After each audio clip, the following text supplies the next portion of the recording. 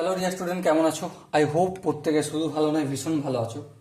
এখন আমরা ত্রিকোণমিতিক অনুপাত বা ত্রিকোণমিতিক অবয়বাবলী এই চ্যাপ্টারের কোষে দেখি 23.3 নয়ের দাগের এর 5-এর অঙ্কটা করব। অঙ্কটা কি বলেছে প্রথমে আমরা মন দিয়ে পড়ে নেব। বলেছে যে 2 cos 3 থিটা ইকুয়াল টু 1 হলে থিটা এর মান কত?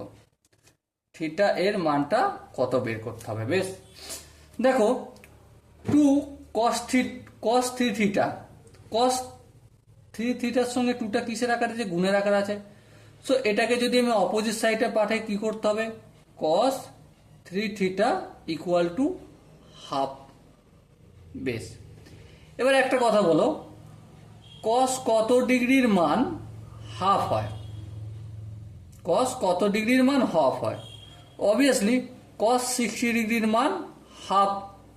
তাহলে এখানে আমি হাফের পরিবর্তে কি লিখতে পারি? Cos three theta equal to cos 60 degree লিখতে পারি। হ্যাঁ, লিখতে পারি। তাহলে দেখো, থ্রি থিটা ইকুয়াল টু কি পেলাম? 60 ডিগ্রি পেলাম। সো থিটা ইকুয়াল টু কি? 60 degree by 3। So ultimate theta equal to 20 degree. So my dear Watson, I hope তোমরা প্রত্যেকে এই অঙ্কটা বুঝতে পেরেছো।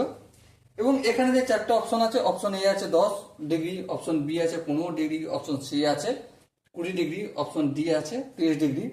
এর মধ্যে রাইট অপশন কোনটা হবে? Option number C.